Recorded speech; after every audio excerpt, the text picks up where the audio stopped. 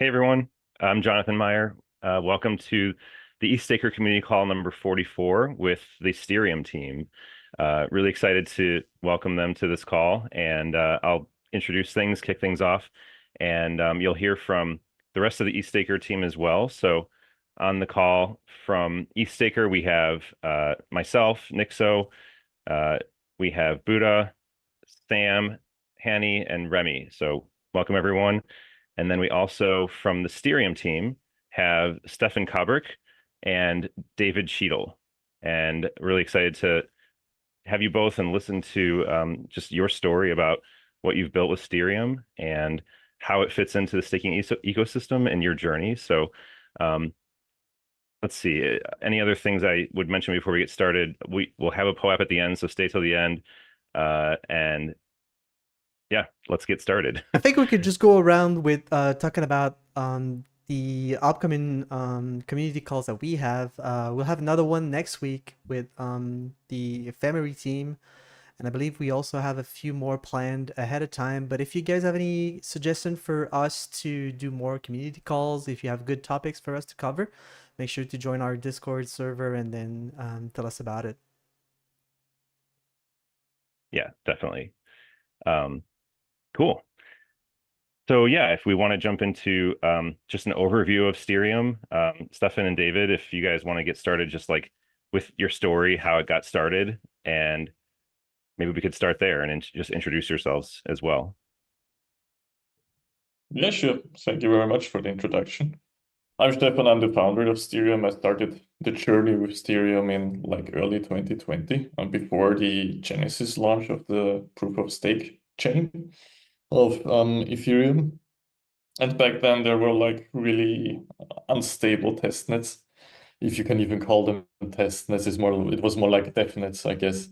And I looked around for like what can I use to actually stake and run a full Ethereum node, because before the launch of the proof of stake, the consensus chain, there was only the execution client, right? And later on, there was way more configuration required with the consensus client as well, and connecting both. And you also have a separate validator client. So different parts of software need to play together nicely to actually run a full node, an Ethereum full node. And I started looking around, and there was basically nothing. And I started, I guess, where everybody started back then, with Prism, because they had the most advanced client, I would call it, back then. And so played around with that one, and started with with a Docker Compose and stuff like that. And that was the birth of Stereum. Then I looked around for a little bit of a name, and yeah, Stereum it was called. And a little bit later, David joined the team, who is now leading most of the project planning and also the marketing stuff and PR stuff. And yeah, what I actually wanted to do with Stereum is like give everybody a chance to run an Ethereum node. I noticed back then that it was pretty difficult to set everything up. As I mentioned already, of course, there are no guides, very well written guides, very detailed, with lots of information and guidelines what you should buy in hardware and so on and so forth. Still, I think with Stereum, which has a nice UI, lots of eye candy, we still can squeeze a little bit of fun out of running an Ethereum node. Well, if Stereum itself is very simple in the architecture. So you download a separate program. It's called the Stereum Launcher. It's something like a small, yes, you can see it now, hopefully, also on YouTube. Perfect. And you download this launcher, start it up, and just connect to your server with SSH. The only requirement that we have is running Ubuntu 22.04 or 24.04. That's the compatible or supported operating system. You could also tinker around with Debian, for example, but this is the supported ones. And then you can actually choose already what you want to do. And this runs locally. So the reason why this is we don't want to open any web server or something on the node because of security reasons. We use SSH to connect to the server, which is, I know there was a heart bleeding bug and so on, but one of the most secure and most tested and also simple protocols out there to connect to a server. And we feel more comfortable going this route than actually exposing a website where you can manage it. So you download this little tool and it connects to a server, and then you can already enjoy running an Ethereum node very easily. Well, what did we actually, who could actually use it is also a great question. So actually it's for everybody who can use an Ethereum node. There is, of course, the original thought of me was for stakers. You want to run an Ethereum node at home or in some data center and you want to manage it remotely. Of course, there are a lot of DApp developers who need consistent RPC requests and so on and so forth. So this gives also an opportunity for them to actually run their own node and not rely on a centralized server, a service like Infura. Then we have actually a lot of bot operators, and we have people like running arbitrage bots, data mining bots for Ethereum. I don't know what it's really interesting what people come up with. There's also a really nice feature in Sterium that allows you to run any Docker container what you like. Within Sterium, you can configure it like from scratch up with everything in your control. So we don't usually restrict anybody, but we want to offer a simple to use user interface.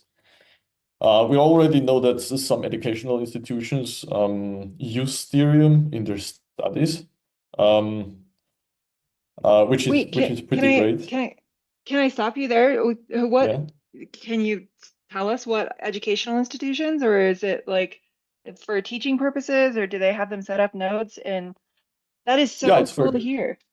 It's for teaching purposes. We had like one face-to-face interaction with a professor of a university. Was it in Amsterdam back then? Like that's, I don't know. When was Amsterdam? The Dev Connect Amsterdam? That was 21, 2021? I think. Yeah. Yeah, I think so. And he was really excited about the project because it was so easy to set up, and afterwards he could explain what was happening and how it was set up and everything. So he didn't like the approach of having a guide to follow, but actually showing the students what it looks like if it's running, and then explaining step by step what it takes to keep it running or actually get there.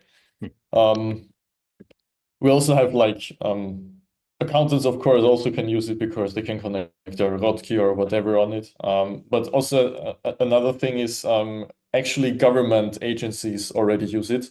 I can't name it, unfortunately, but it's pretty interesting that in Austria, a government agency is using our open source software to play around with Ethereum nodes. Wait, that's crazy. So do you know what they're using it for? Why they're using Yes. why they need Ethereum nodes? Yes, they tinker around with not only Ethereum as a public blockchain, but also private blockchains. So they make their own little private Ethereum networks, and then run projects with NFTs and how they can use NFTs to tokenize bonds or stuff like that. There is also like a project in the ECB, I think, in the European Central Bank, that they try to make NFTs for bonds for European governments. So there is lots of stuff happening. That's super responsible of them to be running the nodes locally and figuring out how to run the nodes themselves rather than like trying to use some remote service. That's actually crazy. The people there are really interested into getting hands-on experience, not only like using some external party to explain everything or one of the big four to explain everything to them, but they actually want to know the technology and dive into it and tinker around with it. Really exciting. That's incredible. I like what you said too about the GUI being kind of like a stand-in for a guide, or even like a better kind of guide, because I feel like, so many people experience like the command line interface, and it doesn't feel like a guide at all. It feels kind of like you're typing into like nothing to see what you get back, right? So like the GUI, serves an interesting purpose that it's just cool to see it in action here. Yes, David is showing off now the Yeah. UI. Maybe David, you can take over and show a little bit. Yeah, no, sure. Like, so maybe I've seen, if after the login, as Stefan already explained, you usually get to this screen. It's our welcome screen. You can go for one-click installation that sets up certain presets, basically supported services we natively maintain. Then you have a custom installation. It just takes basically the base of Stereum, and then you can just pick and choose what kind of services you want to have. Is kind of, I assume that that's like the advanced configuration, like for the more advanced users. yeah, exactly. So basically already when you know what you're doing. It's also supported in the UI. I can show it off after. Like we also have like a little bit of support for these users for the more annoying stuff, basically. And then you have a config import. Basically, if you wanna migrate your setup, it's the most easiest way to do that. I'm gonna go off the one-click installation. As you can see, we support 4 networks right now. The Ethereum mainnet, the Sopolia testnet, the Gnosis mainnet, and the Lesky testnet. Different presets for all of them, what's available. I'm gonna go with the Holesky one. It's the most used for stakers anyway. As you can see, also currently 9 different presets we use. Staking, a math-boosted staking one, SSV network operator. If you're interested in being an operator for the SSV network, maybe a good option for those who don't have the 32 ETH. Then we got OBOL if you are interested in setting up a cluster. We have a Stereum on ARM configuration if you ever like work on ARM architecture.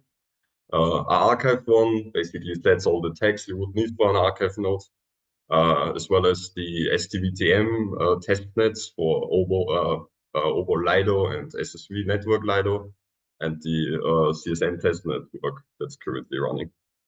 Clarification question. Yes. If I choose staking instead of MEV boosted staking, does that mean that I can't then add No. MEV boost then later? You can always add this later. So this basically, as I said, the custom installation sets up the basis, and we have then an UI where you can basically pick and choose the stuff outside. It's also really easy to connect. You just basically click 2 buttons in the UI and then confirm it, and then it's all done for you. You can also always change the math relays with the UI, so it's also pretty easily done. I can show off the math boosted one if the question already goes there.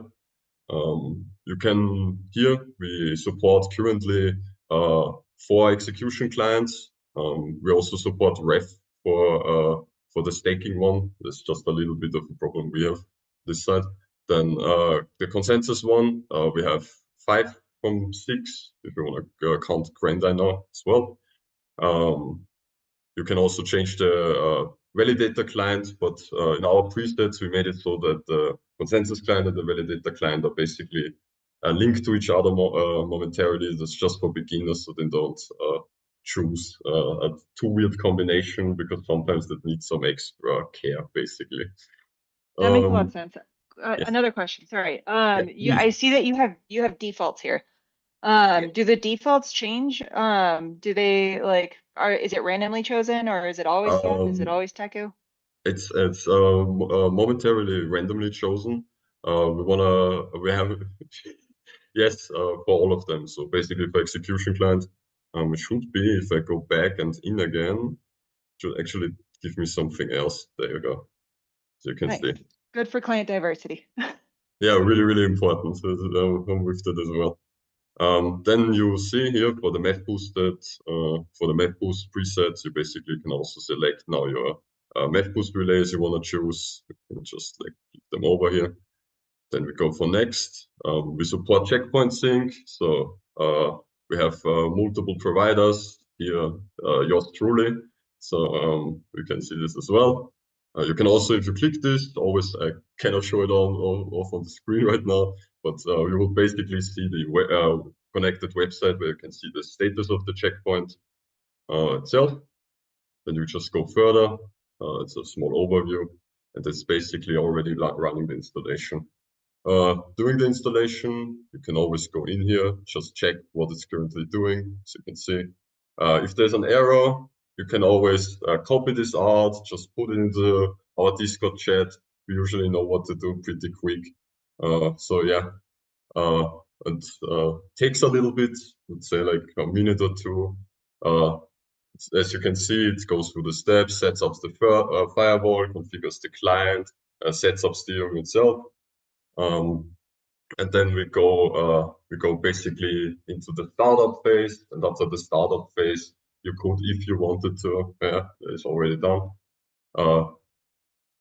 After the startup phase, you could, if you wanted to, basically already import a validator client if you prepared this for. Validator key, excuse me, validator key if you prepared it to. As you can see, we have here on top. So if you ever want to change your block relays, you can do this every time here.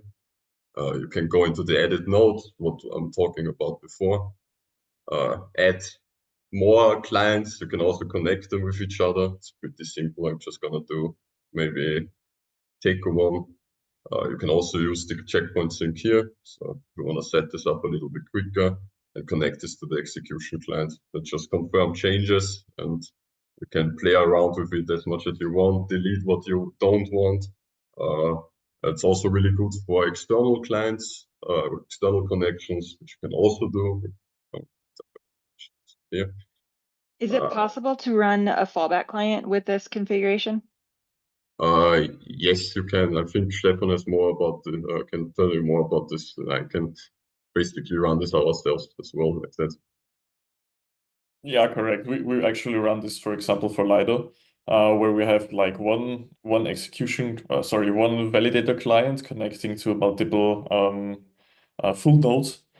This is definitely possible. Yes, you also saw, David, maybe you can go back to the node. Yes, sure, I can go back to the nodes. Thank you.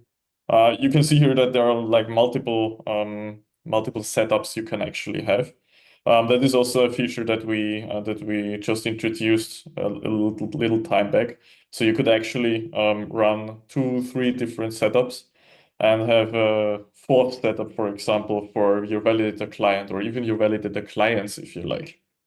You could also do it like one machine is just running the validator client and connecting to different full nodes running with Sterium on different physical machines or even data centers. So this is what David explained with the external connection. You can actually wire the Sterium nodes together pretty easily, and makes it more fault tolerant for stakers. I think that is already what David is showing us here. Also, yeah, sorry, please continue. No, please keep going. To take over again, I hope I didn't interrupt you with anything important. As you can see, this is basically the control page. You have the different ways how to interact with the clients. You can always see the logs. You can always go into the settings. So we basically set up the config, so you have pretty easy access to this. If you want to change something here, you just change it, confirm and restart. The client restarts and the changes are applied. So if you are don't agree with our own config, you can just build your own, which is obviously what some experts would like to do. Then on the control page, maybe a little bit about it. It shows you some basic stats. You can always, if you want more, we use Grafana. We deliver all the basic dashboards with it. So if you don't, if this is not enough for you for the current information, you can always go a level deeper if you want to. As you can see, we also have like the RPC endpoint. Can get the VS endpoint, can copy them pretty simply out. And last but not least, staking. David? Yes. What is the use case like for people listening? What's the use case for using that RPC endpoint? Currently, we don't. It's a little bit more complicated because you basically have to connect with the SSH. And as soon as you close the connection with the launcher, it will also close the RPC endpoint basically for your machine. It's basically now for more secure use, but this is also a feature we want to work on basically on the next few months. Is make this access, build in some access management, so you can actually create maybe tokens and actually share them with your friends. So you can maybe share a node together and like get the blockchain data share it with each other, and maybe don't be so reliant on actually third-party provider. So yeah. Last thing I'm probably going to show off is the staking page. As you can see, we also support the Web3 signer if you like to use them. You can import keys from like external one as well. Just going to show off the basic import. Wait seconds, just have to find a key first. So You can do a withdrawal. Sorry, go, John. Yes. This kind of gets the question can... Buddha has too about, can you create the validator keys and deposit through client? Like, where, like, are you creating the validator keys still in a different way, or can that happen in this tool too? No, sorry, Stefan? Yeah, no, we are not doing that right now. It is a feature that we had now in our queue for a long time, but given that there are lots of good tools, excellent tools available to generate staking keys, we don't find it a high priority for our users to actually do it in the tool, especially because the tool is connected to the full node.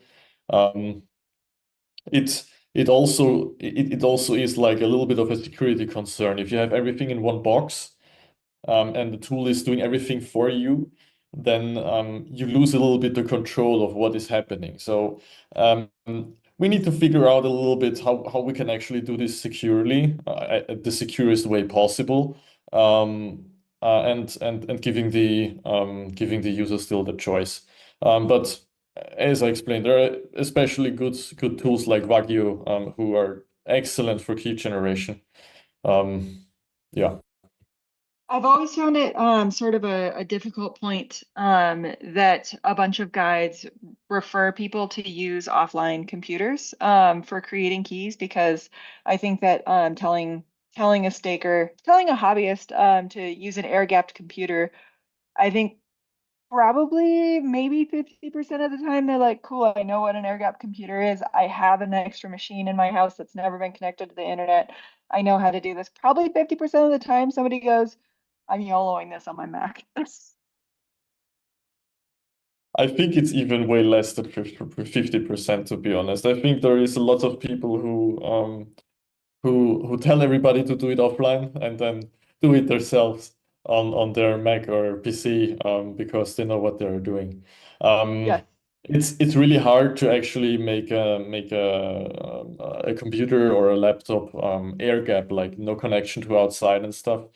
And I completely agree with like most of the people won't be able to do it completely, to be honest.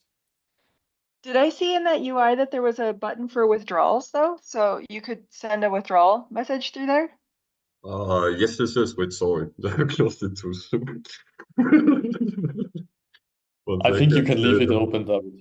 Yes, this key is not active. I got the wrong one. Basically, if it was active, you would see a green symbol as well as the balance and how long it was active. You have two ways to exit clients validator keys. You can do this either here on the key itself, it's for the individual keys, or if you want to exit actually all keys from a client, you can just press this button here. You can also always remove it and change the block fee recipient for either here, if you want to just change it for the individual key, or in the settings, if you're interested in actually making it default for the whole client. There are also some other options. As you can see, you can give it a name if you want to differentiate them a little bit and copy the public key. If you want to, for example, put it in beaconjar.en, it's pretty simple to do. I hope there's a confirmation dialog for withdrawing your keys. Yes, yes, yes, yes. So we have some. One question I have about this UI too, like, is there a way that if you want to, you can sort of like see under the hood? Like if maybe it's like thinking of it going into like terminal mode or something. Because I feel like a lot of times when I'm troubleshooting something, it's like, oh, I go look at the journal or the of the EL or the CL and or any other service going on. And I just wonder like how would you do that in this tool and for people to kind of go under the hood like that? Is that still possible? Does it make sense? No, no, no. It makes sense. It makes sense. Yeah. I don't. Or would someone just have to go into the terminal and just start querying stuff? I think the question is how we can view the logs of the different services and maybe also the configuration. So the configuration is easily doable with the short tiny wheel. Oh yeah, that's the logs. So you can also switch pretty fast between the services and look for patterns in the logs or something. And here we see the configuration. Oh, And the cool. configuration is fully customizable. So we don't give any restrictions. That's also why it's called expert mode. If you change something there, you should actually know what you're doing because you can break a lot of things. Breaking, not in getting slashed, just to mention, but breaking in, it doesn't restart anymore. It behaves differently. It's not performing as before or something like that. Is there a reset button? If I mess Yes. everything up, can I just hit reset? You mean the configuration? Unfortunately, no. Actually, this would be a great idea to have like I'm tinkering around and then I just reset the configuration to default. That's something we didn't think about, or I didn't think about yet. I can't tell you how many times like I've been working with the terminal and I move some file around and I can't reset because I'm like, now I've changed my file structure. I don't know what's going on. I wish there was just a reset button on everything.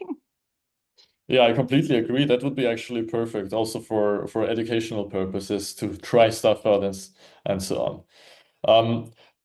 If you want to go deeper and need like a CLI, like a proper shell, then you can also press on the shell button next to the staking button and actually get a direct connection to the server and just type in your normal stuff, whatever you like. Maybe you can just write ls or something real quick to show off. Yes, here we go. We have a full-blown shell there. This was actually a feature that we requested internally because we didn't want always to switch between Sterium and the shell to look stuff up quickly. So this is a very neat way to actually get whatever you want to do, you can do there, right? Yeah, I hope this answered the question that you Yeah, earlier that totally had. does. That's pretty cool.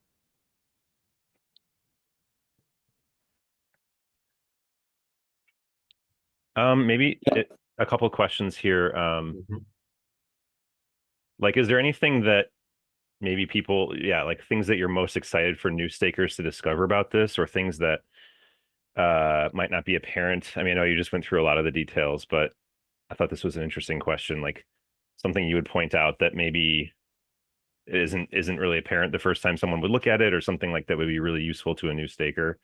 Um, or yeah, or if it's like anything you guys are like developing next, like something people should look out for if there's like a new feature on the horizon. I think I already mentioned what we are currently mainly working on and what we want to improve actually. And we hope people check out more is actually the external connection stuff. We want to make this easier. Also in preparation for like what we are working on now is a validator client only setup where you can actually then switch through stuff. Also the setups, the multi-config setups, which will be for us, or why we actually developed it mainly is because it should be like a basis for us or a fundament for us to go actually into L2s as well. It's also something we're really interested in doing right now. And as already mentioned, the RPC access, because we actually think this would be a feature like a lot of people could benefit from. And sharing this RPC, I think it would be really interesting also to like make a little bit of fire under the like RPC providers if we can from a node operator side or solo staker side. You said it there one thing you're working on is a validator client only version that you can run. What is the use case of that? Not a version in itself. It's more like a preset. The preset basically should make it then easier to already set the external connections. So you basically in the installation process, you already have an idea how to do this. We want to make this easier as well. Just working on a way to like think about this right now. So hopefully we will see where we get with that. It's basically most a convenience thing because right now it's also possible. You just select the custom configuration at the beginning of the setup, and then you add the validator client yourself and tinker around with external connections or add it in the expert mode directly. So it's already possible. You can basically run everything with Sterium, that you can think of in terms of Ethereum nodes. It's just a way to make it more approachable and more convenient for people who might not want to tinker around with external connections or expert mode in detail. Cool. Sure, that makes sense.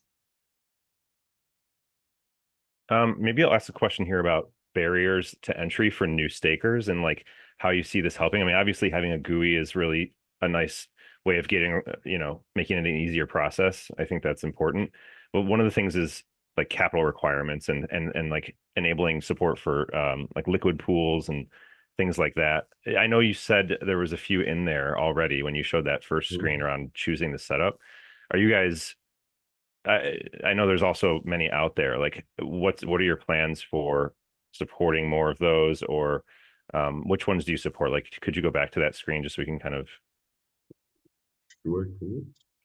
Yeah, it might be nice to like if anybody's watching this recording or the live stream and they maybe have 2 ETH, 4 ETH, 6 ETH, 8 ETH, like what are their options for using this if they're not able to be a solo staker because they don't have 32 ETH? So basically, with as Stefan also already talked about, we have some features where you can set up, add your own services to this. The ones we support currently are basically the ones where we got some grant help to support them. We would like to do all of them, to be honest. The more options, the better. But it's for us, it's mainly like a question how in the end we pay the development work for this and how can we like actually pay for the maintenance. Because as you all know, like these projects always evolve, which means we also have to always evolve with them, which means we have to have like a certain amount of limitation what we can like actually offer natively. If we get more grant help, I'm pretty sure every single one of them would be on the table in the end. Cool. Maybe for the ones we already have here, as I said, the SSV network, both the Lido SDVTM, which we got the grant for, and the CSM, which is upcoming now in November. Hopefully, like we get to decentralize Lido more this way, and hopefully we will also try probably again soon for Rocket Pool grant. We'll see if we can get this also going, and there's surely like more projects we are thinking about in this way. So let's see. Nice. So I guess thinking about you talk about like sustainability and like how do you grow this into the future and everything. Like how do you view that like in terms of like the sustainability of public good software like this, and is it what's kind of like the plan for the future, whether it be 2025 or beyond, for how you build this, support this, like what do you see it turning into, in terms of whether it be a business model or just how that sustainability plan works for you guys? Yeah, this is actually a very good question because, of course, there are lots of incentives, not only from the Ethereum Foundation, who help projects, especially projects just at the beginning to get some traction, but also like Gitcoin, who tries to make public goods funding more accessible by providing a platform to donate and a matching pool to fill the donations up with the matching pool. So this is all great ideas, but it is difficult in the sense of at some point, and we're unfortunately already over it. People lose interest into funding open goods, and they think of, yeah, I already donated and everything, and that's it. And maybe another project comes up that is more exciting than a 4-year-old project is. And so we're a little bit losing on the Gitcoin grant side, for example.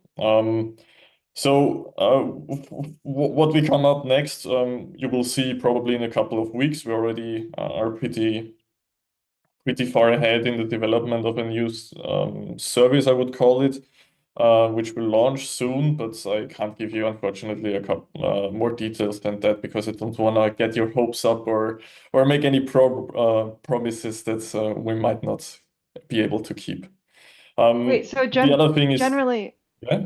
generally that's something that might keep the development of this more sustainable? Yes, because it's another revenue stream with grants and everything. I think grants are usually just the beginning to make something sustainable with normal revenue streams, normal in the sense of a business revenue streams, because grants are always you need to have someone who says, yes, I want to give you a whole lot of money, because usually you have only a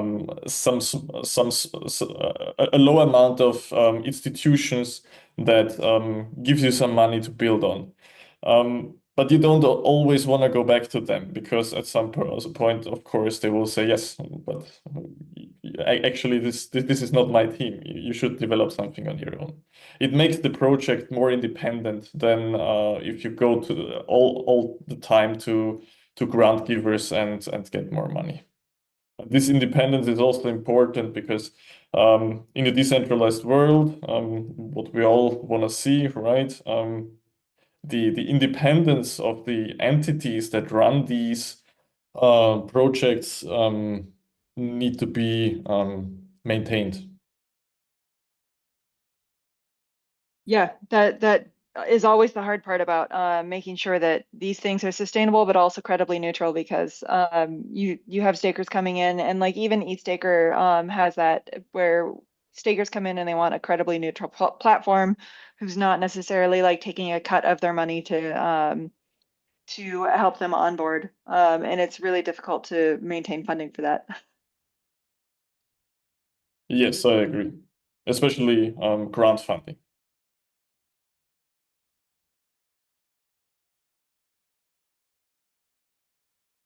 Cool. Let's see. I'm trying to. One question, maybe just about. I don't know if we talked about this already with the app. Maybe back to the just a smaller detail. Like, is that an app that's for any OS, like any mainstream OS? It looks like it was. I don't know what you were running on just there, if that was Mac or something, but it looks like you guys have built it out for everything, right?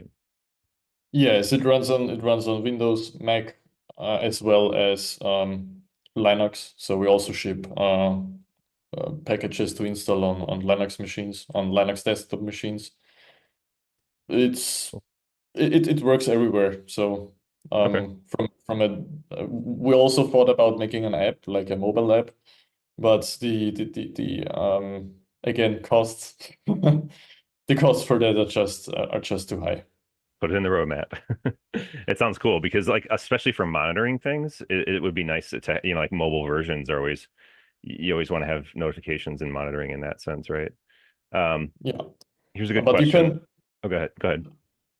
You can actually use mobile notifications if you like. We have like a notification service that is pushing on your phone if you use the app. I don't know if it's still in maintenance, David. Maybe you can tell us more about that. Currently we are like barely maintaining it, to be honest, not that much downloaded. So it's interesting, yeah. But there are multiple options to do it through Stereum itself. Through Grafana, you basically have every single, like, you can set it up with Telegram, you can set it up with Discord, you can set it up with emails. whatever you have in mind, and the alerts you can set up yourself. So in combinations with these tools, making it easier is obviously always like something we try to do, but we'll probably put it on the roadmap. Well, and like I guess you could also like mix and match it with something like, you know, a beacon chain mobile app that would Exactly. yeah pair with this well. So another question here that I'm seeing is around the just how many users. Like, do you have a sense of how many users are using this on mainnet, or yeah, how hard is that to tell? It For is us, Or very like what hard. the growth has been over time too. Sorry, David, you wanted to. no, please, you go first. It is very difficult for us to tell because we do not track anything from the users. And we see the downloads, of course, but we also know that a big chunk of our users just set up the node with Sterium and then forget about it until there is an upgrade, and they should do something. And then they are joining our Discord and are like, "Hey, my node is not working. What went wrong?" So most of the time, people not even download our launcher with all the versions. So we have no indication of actually how many users or how many servers are running with Sterium. We can just guess, but that's a really wild guess. So we also have users who enable auto update. That's also a feature that picks a random time in the morning, early in the morning, and updates the node early in the morning in the time zone that you're at, so that not all nodes get updated at the same time around the world. And this is also it gives us even less indication because now people enable this option. I think it's by default off, David, if I'm not correct. Yes, Yeah, it's off by default. But if you enable this option, then you basically don't need to do anything, and it just keeps running and updating, and you just see your keys making a little bit of ETH from time to time. This is very hard to track for us, and it's like it has pros and cons. So the pro is, of course, we keep the privacy of our users. We do not track them. We don't use any cookies. We don't know anything. But the con is we can't give you actually a number because we need to be honest here, and we have no clue about how many users or how many servers or how many keys actually are running with this. What we can tell is from the support tickets, what we get, that there are like really a difference between people running lots of different people running these nodes in the staker community. There is like one guy who has a couple of hundred keys even, and he is running with Sterium. And then we have, of course, way more people that run like 1, 2, 5 keys with this. But it's amazing to see how many different profiles we actually attract with this software. So this idea of like updating things, like, so did you already cover this in the overview maybe about like, okay, let's say there's a hard fork or there's an update to a client version that you want to go to, like how maybe it's so easy that it was just quickly gone over and I missed it, but how does the tool do that, or is it automatic, or what's happening there? So usually, as Stefan said, you have the option to do it automatically. It's basically a settings option you can set. How we do the updates is we have a updates JSON on our website where we put in after testing the newest client version. So we always try to see if it's compatible before we push it to the people. As soon as we see that it is compatible and it works on our systems, we basically push it on the website, and your launcher basically checks this, and if it's a new checks this, if there's a new version in there, it's gonna automatically download it basically from Docker.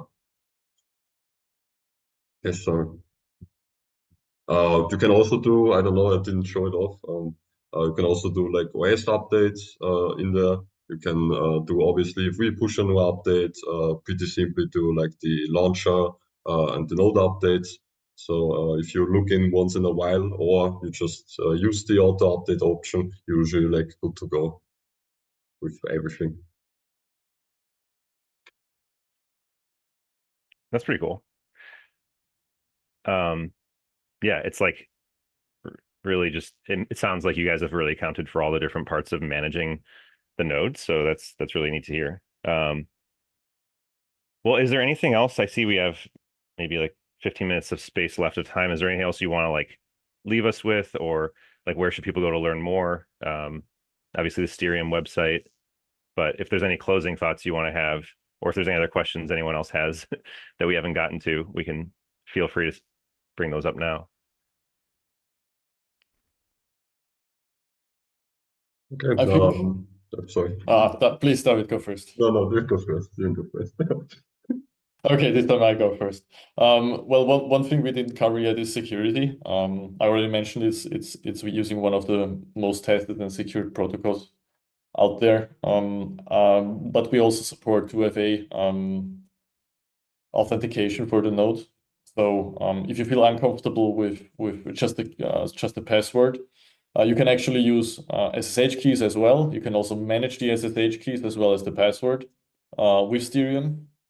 So you really don't need to touch a CLI whatsoever with just to enhance the security for the node. And you can also use two-factor authentication, of course, too, that works with your Google Authenticator app or any other authenticator app that supports this algorithm. Can I use my YubiKey? Unfortunately, no. Not yet. Maybe in the future. Cool. Another thing is actually that we will rework the control page. Maybe you noticed that it's a little bit all over the place, but I already saw the new one and it's actually looking pretty great. So it's more structured and has a little bit more information, and how the information is structured is better suited for the type of information that is provided. That's also something I'm looking forward to. Yeah, other than that, yeah, speaking of security, coming back to security again, we also have already done 2 security audits for Sterium about the code base. So if you're worried that there might be something fishy going on, we have the security audits also online on our website, sterium.com. And what else? Yeah, I think David, maybe you have something more to tell. Yeah, I don't have actually much more to tell. If you just should just check out our website, you can check out our GitHub. We also like if you just find something that annoys you about Stereum, if you use it, just call me. We're also always happy for feedback. That's also something I would like to push people maybe a little bit more to. Other than that, if you need help, if you use it tonight or like you get to use it or you refer it to a friend, you can always tell him to just join the Discord if he runs into any problem. We're usually like 24/7 support on there, just to like solve all the problems of the people. And yeah, please follow us, like help us out, please donate. And I think that's basically it. Thank you very much. Awesome. Well, thank you both for joining us. And one thing I'll say is, as you develop in the future, one thing that seems like it just adds a bit of fun is those animations. It seems like everybody liked those, so it's got a cool touch in the program there. So Not enough animations in Ethereum software. gotta have some fun. Cool. Well, so last thing here we'll mention is a POAP for attending this call. So if you're still here right now, you can get that. And it's the same process I think that we've had in the last previous calls, where it's sending 0.001 ETH to the address at poap.ethstaker.eth. And you have to send that on either mainnet, Arbitrum, Base, or Optimism. And you have, let's see, just a couple of days here to do that. So closes by October 11th at 11:59 Eastern. So I think that's everything for now. Thanks for joining, and thank you, Stefan and David, for your time and showing us everything and discussing this with us. Thanks, guys. Thank you very much for having us. Thank you for the invitation. Thank Awesome. you, guys. Thanks.